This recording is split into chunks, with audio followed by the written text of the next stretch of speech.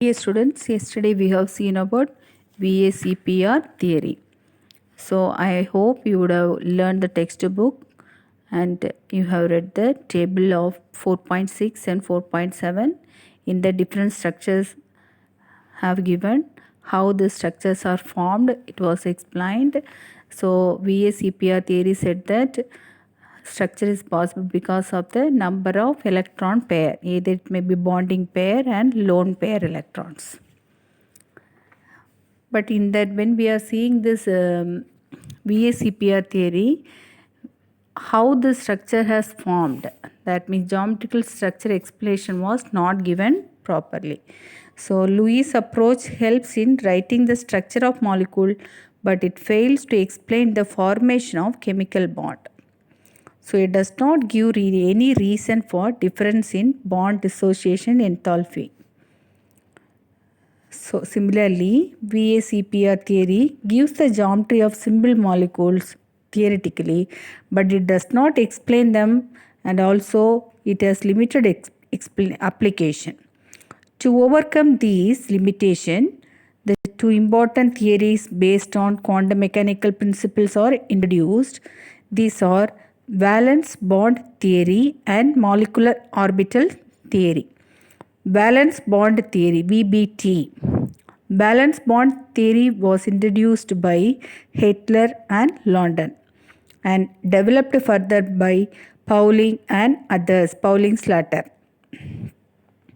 So, a discussion on the valence bond theory is based on the knowledge of atomic orbital, electronic configuration of element, and the overlap criteria of atomic orbital, the hybridization of atomic orbital, and the principle of variation of superposition. So this is the fundamental of valence bond theory. So when you see this valence bond theory, according to this theory, a bond is formed between two atoms when an orbital of one atom overlap with that of other, each orbital containing one electron, and the single two electrons contained in the participating orbital pair up on overlap. So that is the basic concept of valence bond theory.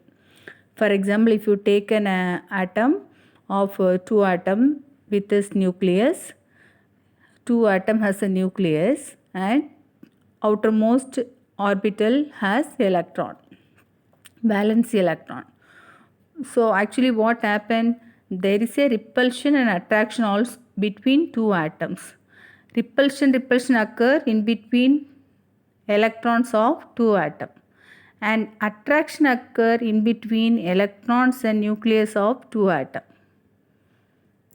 When you see that, attractive forces are stronger than repulsive forces, so that two atoms come closer. When two atoms come closer, the closest intermolecular distance has been determined to be 74 pm. When the potential energy of the system is lowest to 435.8 kilojoule per mole. So, when you see the potential energy change when two hydrogen atoms approach each other and finally form a bond between them. So, two atoms are there, hydrogen atoms are there.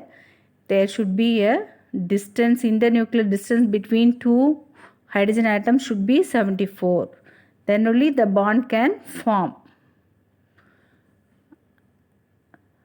So a bond has been formed between two hydrogen atoms because the system has stabilized itself by releasing the energy. How much energy will be released? 435.8 kilojoule per mole. And also for breaking the bond, that is for making two hydrogen atom from the molecule, the hydrogen atom dissociate completely into independent one, and we will require energy from outside, and the bond dissociation enthalpy is 435.8 kilojoule per mole. So that's what it is given, that because of that only bond is formed.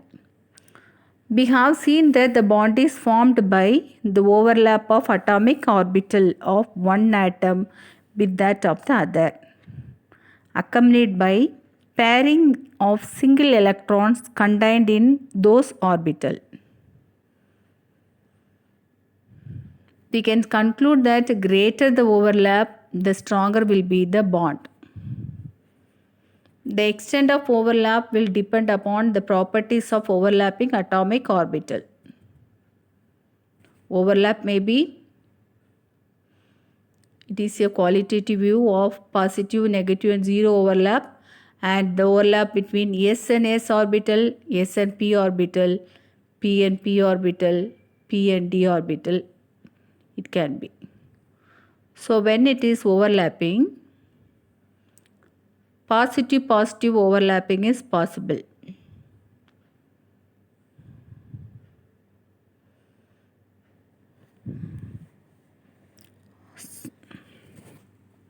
So the valence bond theory was proposed by Hitler and London to explain the formation of covalent bond quantitatively using quantum mechanics. Later on, Linus Pauling improved the theory by introducing the concept of hybridization. What is hybridization? Hybridization is a process in which atomic orbital combine to form new set of equivalent orbital known as hybrid orbital. This phenomena is known as hybridization. That means S orbital is there. So what happened to the S orbital? S orbital both come closer and both have combined. When both combined, it form a equivalent similar orbital like 2s orbital change to one orbital. That is known as hybridization. We can be defined as the process of intermixing of orbital of slightly different energy. So it is the intermixing of orbital. Hybridization is a process suitable orbital of central atom mix among themselves to give the same number of equivalent orbitals as taking part in the mixing. The equivalent orbital thus formed are called hybridized orbital. For example, S and P orbital can mix with each other to give two equivalent orbitals, none of which is either purely S or purely P. Rather, each has 50% of S orbital and 50% of P character. The two equivalent orbitals thus formed are called sp hybridized orbital. This process is known as hybridization. You can remember that only those orbitals which have similar energy and belong to the valency shell can take part in hybridization. Whatever orbital is hybridization, there should be a valency shell electrons, and only with a similar energy only can take part in hybridization.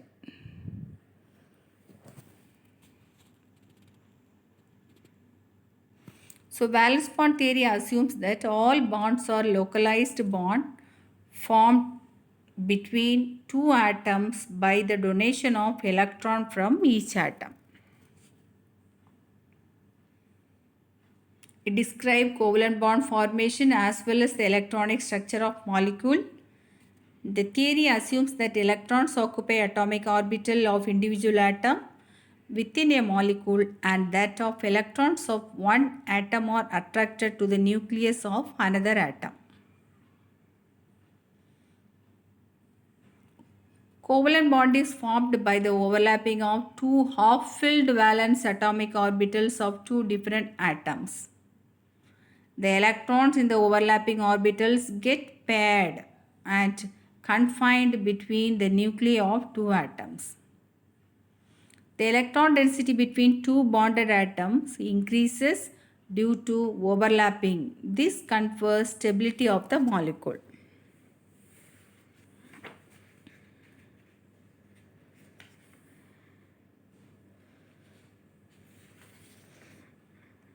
So there will be attractive forces between the nucleus.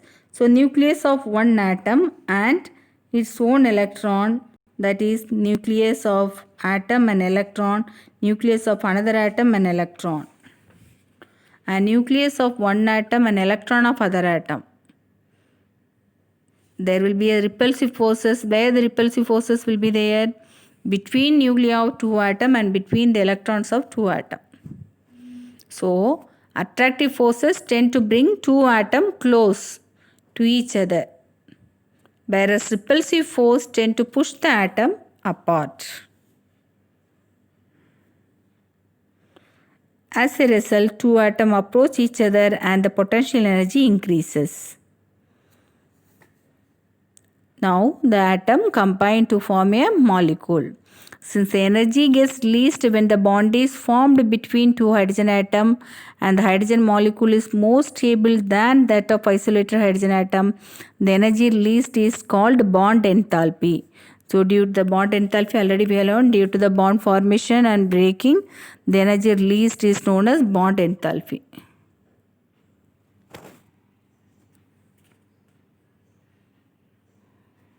So orbital overlapping. The extent of overlap decides the strength of a covalent bond. In general, greater the overlap, the stronger is the bond formed between two atoms. So directional properties of bond. In case a molecule of hydrogen is formed due to overlap of 1s orbital of two hydrogen atom. What happens in case of polyatomic molecule? In polyatomic molecule like CH4, NH3, the geometry of the molecule is also important in addition to the bond formation. So valence bond theory explains the formation and directional properties of bond in polyatomic molecule.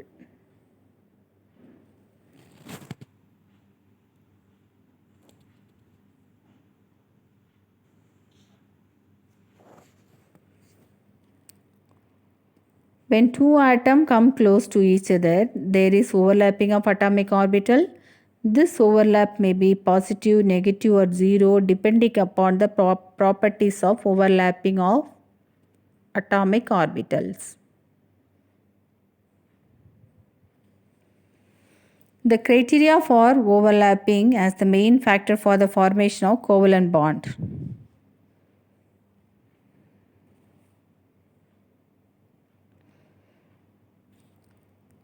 In the case of polyatomic molecule, valence bond theory has to account for the characteristics of shape as well. We know that shapes of methane, ammonia and water molecules are tetrahedral, pyramidal and bent respectively. It would be therefore interesting to find out that if these geometrical shapes can be explained in terms of orbital overlap, how we can explain those formation of geometrical shape by overlapping of orbitals. In our textbook, overlapping of orbital is given, positive and negative and zero overlap of s and p orbital.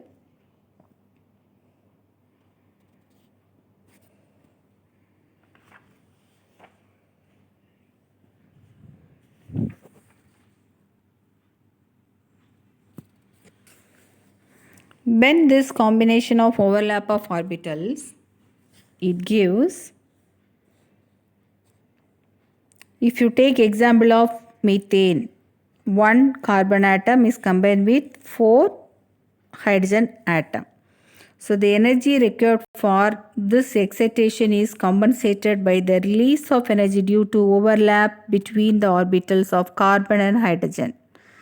The 4 atomic orbital of carbon, each with an unpaired electron, that is the main important point. That means if an electron is overlapping with that other electron, it should be unpaired electron. Only unpaired electron can overlap. So 1s orbital of 4 hydrogen atom is combining with carbon orbital. It will, however, observe that while 3p orbital of carbon and s orbital of hydrogen is combined and form sp orbital. We know that s orbital are spherically symmetrical. So they can overlap in any direction. So s orbital can form overlapping in any direction. P orbital is a direction wise overlapping because it is dumbbell shape. So when it is combining, it form two type of bond. So type of overlapping and nature of covalent bond. Covalent bond may be classified into two types depending upon the type of overlapping. The first one, look at the first one, that is sigma bond. Sigma bond is a covalent bond formed by a linear overlap of two orbitals. Sigma bond is formed by linear overlap of two orbitals. Axial or head and head will join. That is sigma bond. Pi bond is formed by sidewise overlap or parallel overlap. Pi bond is a covalent bond formed by a parallel overlap of two orbitals. Sidewise overlap or parallel overlap, that is pi bond. Sigma head overlap, pi bond sidewise overlap. Sigma bond is always single bond. Sigma bond is always, all the single bond are sigma bond. And also in the double bond, one is sigma bond, another one may be a pi bond. So what is sigma bond? Sigma bond is formed by the linear overlap of two orbitals. Axial head and head overlap of two orbital. P orbital is formed by sideways overlap of two orbitals.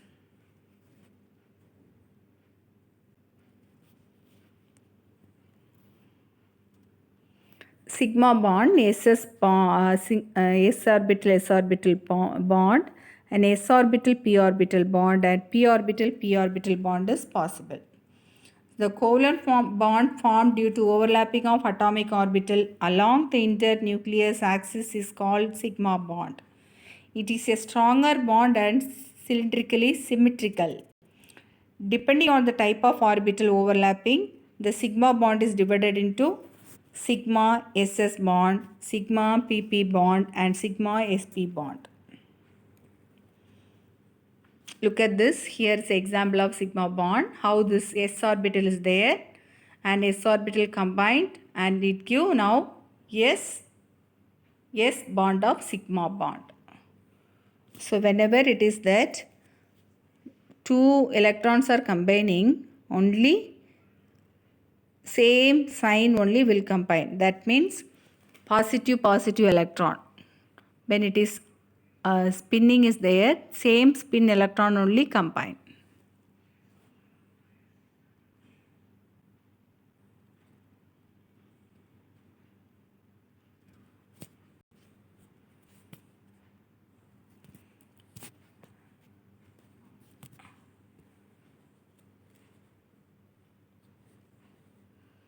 When you see that next is sigma bond, p orbital, head and head is combined. S orbital, this is symmetrical, so it is only one orientation is possible. But in p orbital, orientation is possible. Because of this dumbbell shape, different orientation is possible. In s orbital, only one orientation is possible. It is non-directional. P orbital is directional. That means p orbital has x, y, z orbital. In this, now the sigma bond is formed by pp combination of p orbital is a axial overlapping or head overlapping.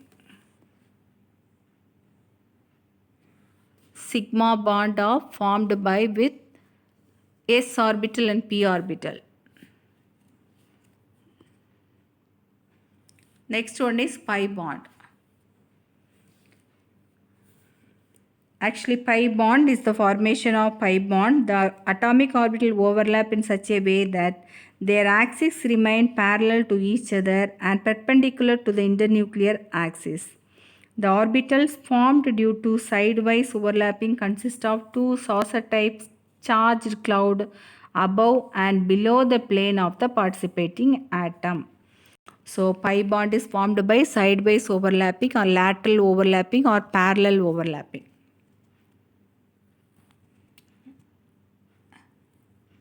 The electron density present above and below the internuclear axis, it is relatively a weaker bond since the electrons are not strongly attracted by the nuclei of bonding atom. So when you see that pi and pi bond,